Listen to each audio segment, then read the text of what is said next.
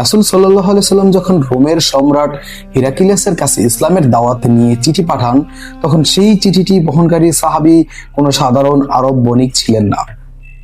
চিঠিটি নিয়ে গিয়েছিলেন বিশিষ্ট সাহাবী দিহিয়া ইবনে খালিফা আল কালবি রাদিয়াল্লাহু তাআলা। তিনি অত্যন্ত সুশ্রী এবং বিচক্ষণ ব্যক্তি ছিলেন। আপনি সম্ভবত আবু সুফিয়ান রাদিয়াল্লাহু তাআলা এর কথা ভাবছেন।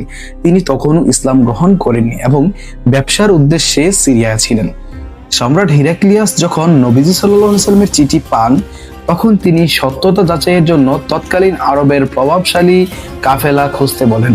তখন আবু সুফিয়ানকে সম্রাটের দরবারে আনা হয় এবং সম্রাট তাকে নবীজি সাল্লাল্লাহু আলাইহি সাল্লাম এর বংশর চরিত্র শিক্ষা সম্পর্কে দীর্ঘ জিজ্ঞাসাবাদ করে। হিরাক্লিয়াস আবু সুফিয়ানের উত্তরগুলো শুনে অভিভূত হয়েছিলেন।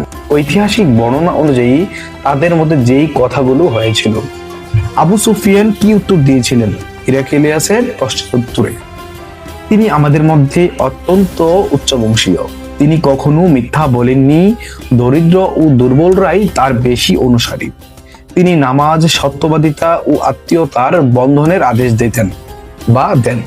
এখন তার প্রতি উত্তরে হিরাক্লিয়াসের কি মন্তব্য ছিল?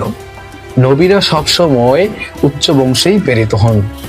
যে মানুষের সাথে মিথ্যা বলে না, সে আল্লাহর ব্যাপারে মিথ্যে বলবে না।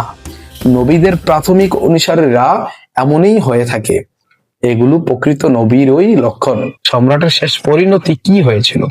হিরাক্লিয়াস চিঠির বার্তা এবং আবু সুফিয়ানের সাক্ষ্য থেকে নিশ্চিত হয়েছিলেন যে মুহাম্মদ সাল্লাল্লাহু আলাইহি সাল্লাম সেই প্রতিশ্রুত নবী। তিনি বলেছিলেন, আমি জানতাম তার আবির্ভাব হবে, কিন্তু তিনি যে তোমাদের মধ্যে থেকে আরব থেকে আসবেন তা ভাবিনি। আমি যদি তার কাছে পৌঁছাতে পারতাম তবে অবশ্যই তার পা ধুইয়ে দিতাম। তবে শেষ পর্যন্ত তিনি নিজের সিংহাসন হারানো প্রজাদের বিদ্রোহের ভয়ে প্রকাশ্যে ঈমান আনেননি। আশা করি এই ঘটনাটি আপনারা কিছুটা হলেও অনুধাবন করতে পেরেছেন। আমি শর্টকাট আলোচনা করার চেষ্টা করেছি এই বিষয়টিকে। ভিডিওটি ভালো লাগলে অবশ্যই লাইক, কমেন্ট, শেয়ার করবেন। আল্লাহ হাফেজ।